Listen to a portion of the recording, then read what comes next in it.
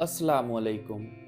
जब मैंने दिल्ली को तारीख़ी तौर पर पढ़ना शुरू किया, तब मुझे इल्म हुआ और शदीद हैरानगी भी हुई कि दिल्ली किस कदर तारीख़ी विरासतों को अपने अंदर समेटे हुए है। तो मुझे ख़याल आया क्यों ना दिल्ली की तमाम तारीख़ी जगहों को आपके सामने लाया जाए। तो इस कड़ी में हमारा आज का सफ़र है मुग़लिया दौर की बनी हुई हिंद की सबसे बड़ी मस्जिदों में शुमार दिल्ली की जामा मस्जिद।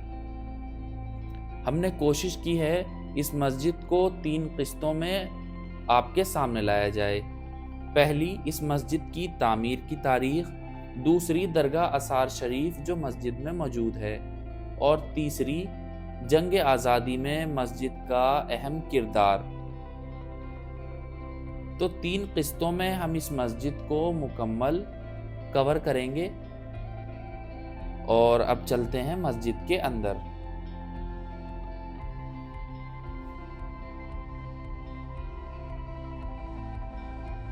नाज़रीन, इस वक्त हम मस्जिद में आ गए हैं और मेरे पीछे आप जो ये आलीशान मस्जिद को देख रहे हैं, इस मस्जिद को मुग़लिया सल्तनत के 5वें बादशाह शाहजहां ने तामीर करवाया था। इस मस्जिद के तामीर होने और वजूद में आने का वाक़या बेहद दिलचस्प है। आइए इसको सिलसिलेवार तरीके से समझते हैं। शाहजहां ने अपनी राजधानी आगरा से दिल्ली मुंतकिल करने के बाद दिल्ली में एक किला बनाया और एक शहर बसाया जिसका नाम शाहजहानाबाद रखा गया। किला बनने के बाद शाहजहां को एक ऐसी मस्जिद बनाने की ज़रूरत महसूस हुई जिसमें शहर के तमाम लोग एक साथ नमाज अदा कर सकें। और मस्जिद बनाने में एक चीज़ का ख़ास ख्याल रखा गया कि बादशाह का तख्त ताऊस मस्जिद के फर्श से नीचा हो, यानी कि मस्जिद ऊंची हो और बादशाह का तख्त ताऊस नीचा हो। तमाम चीज़ों को मद्देनज़र रखते हुए जगह की तलाश शुरू की गई और किले के सामने मौजूद भोजला पहाड़ी को मस्जिद के लिए मुंतखब किया गया। 6 अक्टूबर सन 1650 को बादशाह ने अपने हाथों से इस मस्जिद की संगे बुनियाद रखी। मस्जिद की तामीर की जिम्मेदारी 3 अजीम शख्सियतों के सुपुर्द की गई। पहले खलीलुल्लाह खां, दूसरे जाफ़र खां और तीसरे सादुल्लाह खां। इन तीनों की देखरेख में तकरीबन 6000 कारीगरों, मजदूरों, संतराशों की मदद से यह आलीशान मस्जिद 6 सालों में बनकर तैयार हुई थी और मस्जिद का नाम मस्जिद जहानुमा रखा गया।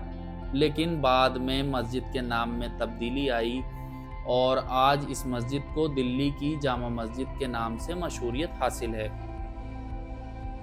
मस्जिद को बनाने में इसकी मजबूती और खूबसूरती का बेहद ख्याल किया गया था। उस वक्त मीनारों के साथ बनने वाली यह हिंद की पहली मस्जिद थी और मस्जिद की मीनार की ऊंचाई 40 मीटर है।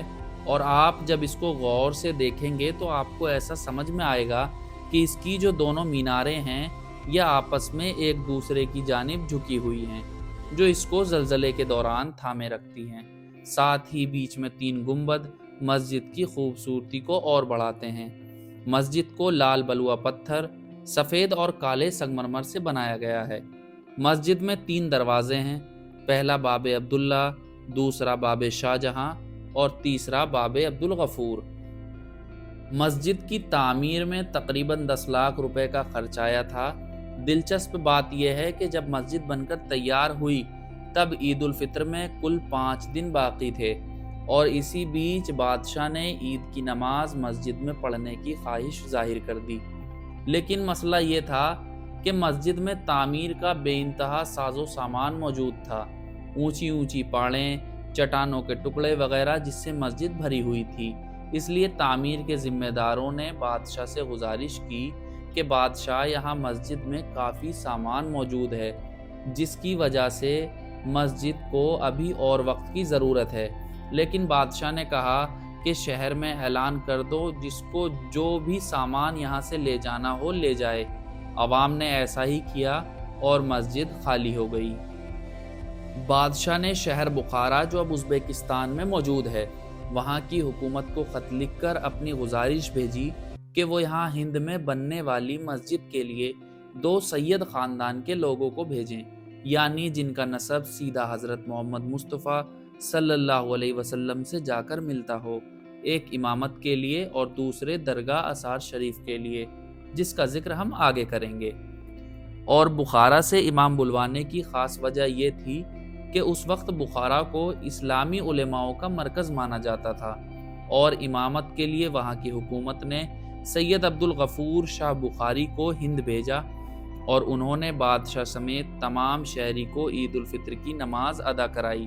نماز کے بعد بادشاہ نے امام کو شاہی امام کے خطاب سے نوازا۔ جامع مسجد کے شاہی اماموں نے ہی بادشاہ اورنگزیب عالمگیر اور مغلیہ سلطنت کے آخری بادشاہ بہادر شاہ ظفر کی تاج پوشی کی اور تب سے لے کر آج تک اسی خاندان کے فرد یہاں امامت کرا رہے ہیں۔